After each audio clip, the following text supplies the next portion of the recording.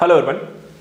क्या भारत के मणिपुर राज्य का होगा विभाजन और कुकी लैंड को बनाया जाएगा एक नया राज्य? मणिपुर में हिंसा रुकने का नाम नहीं ले रही है। कुकी और मैतेई समुदाय एक दूसरे पर लगातार यहां पर हिंसात्मक घटनाओं का अंजाम दे रहे हैं। इसी बीच यहां पर देखा जाए तो मणिपुर के 10 विधायकों के द्वारा केंद्र सरकार के समक्ष एक नए राज्य बनाने को लेकर के मांग भी रखी गई। वहीं कुछ समुदायों के द्वारा एक नए राज्य बनाने को लेकर जहां सहमति प्रकट की गई है, वहीं कुछ अन्य समुदायों के द्वारा इससे असहमति प्रकट की गई है। क्या मणिपुर राज्य का विभाजन होना चाहिए? मणिपुर हिंसा के पीछे क्या इसका एक कारण यही है? कुकी और मैतेई, नागा और यहां पर आप कह सकते हैं समुदायों के बीच हिंसा के कारण क्या है? पहाड़ी और यहां पर घाटी क्षेत्रों को लेकर के विभाजन की प्रक्रिया क्या है? इसको लेकर के इसका इतिहास क्या है? पूरी घटना का हम करने जा रहे हैं विश्लेषण और समझने का प्रयास करेंगे इस पूरे क्षेत्र, उसकी जनजाति और समुदाय और उनकी समस्याओं को लेकर के। साथ ही हिंसा से जुड़े हुए कारणों का भी यहाँ पर हम अवलोकन करेंगे। आप सभी इस वीडियो को देखें और साथ ही अपनी राय भी यहाँ पर कमेंट बॉक्स में जरूर बताएं। चलिए यहाँ पर समझते हैं पूरे इस मुद्दे को। देख सकते हैं यहाँ पर ये मणिपुर है जो आप मैप में यहाँ पर देख रहे हैं। इसके विभाजन से जहां पर एक कुकी लैंड एरिया को डेवलप करने की बात की जा रही है, जहां मणिपुर एक अलग यहां पे राज्य के रूप में बनाए जाने को। इस पूरी घटनाक्रम को समझने को लेकर के थोड़ा सा और बेहतर ढंग से इसे समझेंगे कि मणिपुर में जो हिंसा हो रही है, क्या उसके बाद मणिपुर को लगातार एक विभाजन करने की मांग जो उठाई जा रही थी, क्या वो आगे बढ़ेगी? और बीजेपी विधायकों ने जो केंद्र के सामने यहाँ पर एक मुद्दा रखा है, वो आखिर है क्या? तो इस घटना को समझने से पहले हम समझते हैं कि मणिपुर यहाँ पर अशांत क्यों है। इस घटना के शुरू हुए देखा जाए तो ऐसा नहीं है कि 1-2 दिन हुए हैं, कई महीनों से यहाँ पर लगातार इस तरह की घटनाएं आपको जाति हिंसा की सामना कर रहे हैं। अब तक 100 से ज़्यादा लोगों की मौत हो चुकी है, 315 से ज़्यादा लोग घायल हैं और राज्य में जातीय आधार पर लगातार आपको हिंसा का सामना मणिपुर कर रहा है, जिसको देश विदेश में सभी यहाँ पर इस घटना से परिचित हैं। जो बात यहाँ पर की गई है एक अलग अलग राज्य बनाने को लेकर के, देखा जाए तो यहाँ पे 2 समुदायों के मध्य जो हिंसा हो रही है, मैतेई और कुकी, उनका क्या मत है इस संदर्भ में वो भी समझिए। देखिए, इसमें पहाड़ी क्षेत्रों में रहने वाले कुकी आदिवासियों को लगता है कि एक अलग राज्य इसका एक समग्र उपाय होगा और कुकी लैंड एक अलग राज्य बनाया जाना चाहिए। लेकिन वहीं दूसरी तरफ जो मैतेई समुदाय है, वो अनुसूचित जनजाति श्रेणी की दर्जा की मांग कर रहे हैं और किसी प्रकार के विभाजन या किसी अलग व्यवस्था के यहाँ पर वो सख्त खिलाफ हैं। तो दोनों के यहाँ पर आधार अलग अलग हैं, यानी एक यहाँ पर इसका समर्थन करता है तो दूसरा यहाँ पर एसटी दर्जे की मांग कर रहा है। आइए समझते हैं मणिपुर हिंसा को, जो कि शुरू हुई थी 3 मई को यहाँ पर राज्य में। देखा जाए तो मणिपुर में 3 मई को यहाँ पे जाति हिंसा के कारण पहाड़ियों और घाटी दोनों पर बड़े पैमाने पर देखा जाए तो विस्थापन भी हुआ। जहां पहाड़ी क्षेत्रों में रहने वाले गैर जनजाति जो मेती लोग हैं वो घाटी की ओर भाग गए, तो वहीं पर देखा जाए तो घाटी में रहने वाले कुकी आदिवासी जो हैं वो पहाड़ियों की ओर भाग गए। यानी दोनों जहां पर रह रहे थे उस क्षेत्र को लेकर के वो पूरी तरह श्योर नहीं थे, जो कि स्पष्ट रूप से ये दिखाता है कि दोनों ही समुदाय विभिन्न भौगोलिक स्थानों के बीच यहाँ पर विश्वास की कमी है और कहीं ना कहीं इस क्षेत्र को यहाँ पर घाटी और पहाड़ी के आधार पर विभाजन की बातें भी इसी कारण से हो रही हैं। 2 अलग राज्यों की भी मांग इसी कारण से हो रही है। बात करें अगर मणिपुर विभाजन को लेकर के, स्थिति कुछ ऐसी ही आपको यहाँ पर बनती हुई दिखाई देगी कि पहाड़ी और घाटी क्षेत्रों के बीच विभाजन या विकास असमानता जो है मणिपुर में एक राजनीतिक लगातार बहस बनी हुई है। देखा जाए तो सामाजिक आर्थिक विकास के लिए पूर्वोत्तर के 4 राज्यों असम, मेघालय, मिजोरम में 3-3 जनजातीय स्वायत्त जिला परिषदें मौजूद हैं। इसके अलावा देखा जाए तो त्रिपुरा में भी जिला परिषद मौजूद है। लेकिन अगर हम बात करें मणिपुर में, तो जनजातियों की बड़ी उपस्थिति के बावजूद यहाँ पर संवैधानिक किसी भी स्वायत्त निकाय की उपस्थिति नहीं है और ऐसी स्थिति में 2 राज्यों की यहाँ पर मांग को और भी ज्यादा बल मिल रहा है। अलग राज्य की मांग को लेकर के हम देखें तो 10 विधायकों के द्वारा सरकार के सामने इस पक्ष रखते हुए इसकी मांग की गई है। राज्य में जाति हिंसा के कारण तनावपूर्ण माहौल है। कुकी आदिवासी समुदाय से आने वाले 10 विधायकों ने मणिपुर में आदिवासियों के लिए एक अलग राज्य के बराबर एक अलग प्रशासन की मांग की है। इसमें भाजपा के 7 विधायक भी शामिल हैं। वहीं कुकी समुदाय से आने वाले विधायकों ने भी यहाँ पर हिंसा बहुसंख्यक मेती समुदाय के द्वारा की जा रही है और भाजपा द्वारा संचालित राज्य सरकार के द्वारा मौन धारण किया है, इस तरीके के आरोप भी लगाए गए हैं।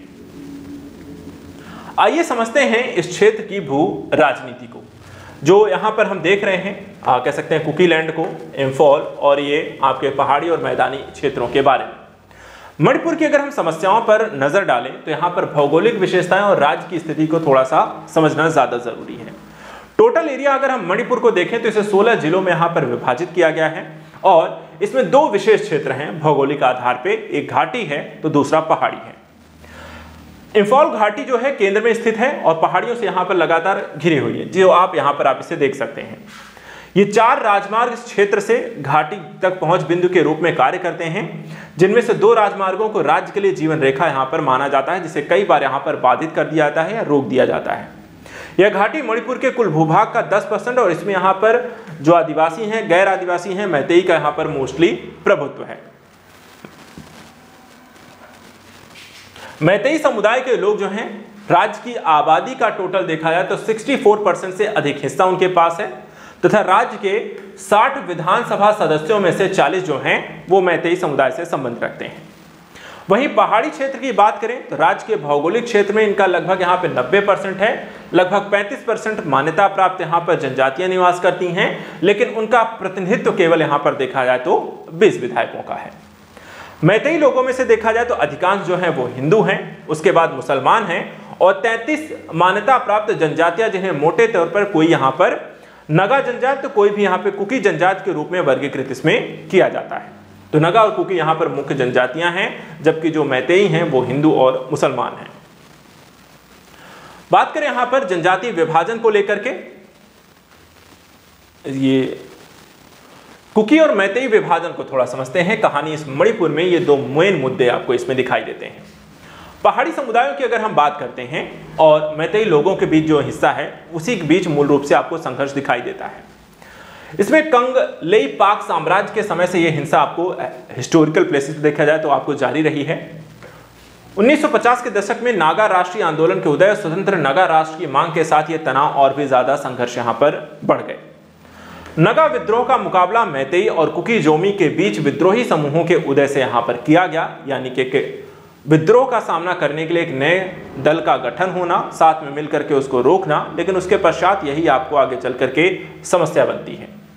1990 के दशक तक आते आते हम देखते हैं कि जब national socialist council of Nagaland यानी कि इसाक मुइवा और NSCN-IM जो सबसे बड़े नगा समूहों में से एक थे ने आत्मसमर्पण के लिए कड़ा दबाव डाला, तो कुकी जोमी समूहों ने सैन्यीकरण करना यहां पर शुरू कर दिया।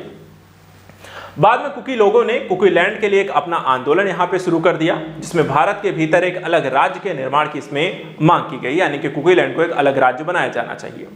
हालांकि कुकी एक समय से मैतेई लोगों के रक्षक रहे हैं, लेकिन कुकीलैंड आंदोलन के शुरू होने के पश्चात से ही कुकी और मैतेई के मध्य यहाँ पर विवाद खड़ा हो गया, यानी एक अलग राज्य की मांग ने इनके मध्य विवाद को बढ़ाया और उसके बाद ST दर्जे की स्थिति के कारण यह और भी ज्यादा समस्याप्रद हो गई। 2012 से अगर हम देखें तो मणिपुर की अनुसूचित जनजाति की मांग समिति के नेतृत्व में मैतेई समुदाय को अनुसूचित जनजाति यानी ST का दर्जा दिए जाने की मांग यहां पर बढ़ गई। मैतेई जनजाति संघ ने मणिपुर उच्च न्यायालय में एक याचिका लगाई और उसमें एक तर्क दिया। उनका तर्क था कि 1949 में मणिपुर रियासत के भारत संघ में विलय से पहले मैतेई समुदाय को जनजाति के रूप में मान्यता दी गई थी और विलय के बाद इसने जनजाति के रूप में अपनी लेकिन पहचान को खो दिया है। यानी विलय से पहले हम एक जनजाति के रूप में हमें मान्यता प्राप्त थी, जो हमें यहां पर वापस मिलनी चाहिए। याचिकाकर्ताओं ने यहां पर तर्क दिया है कि समुदाय को संरक्षित करने के लिए उनको पैतृक भूमि, परंपरा, संस्कृति और भाषा को बचाने के लिए समुदाय को यहां पर ST का दर्जा दिया जाना चाहिए। साथ ही उनका यह भी कहना है कि मैतेई समुदाय को बिना किसी संवैधानिक संरक्षण के प्रताड़ित किया गया है। वे धीरे धीरे अपने पैतृक भूमि से यहां पर हाशिए पर चले गए हैं और मैतेई समुदाय की जनसंख्या 1951 में मणिपुर की कुल जनसंख्या का 59% था, जो 2011 की जनसंख्या के समय ये 44% पर आ गया है, यानी कि लगातार इनकी संख्या भी घटती जा रही है। मणिपुर में अशांति के कुछ और भी कारण हैं। इसमें सिर्फ मणिपुर राज्य की मांग करना और ST दर्जे की मांग करने के साथ साथ कुछ और समस्याएं भी यहां पर इस हिंसा का मूल कारण बनी है।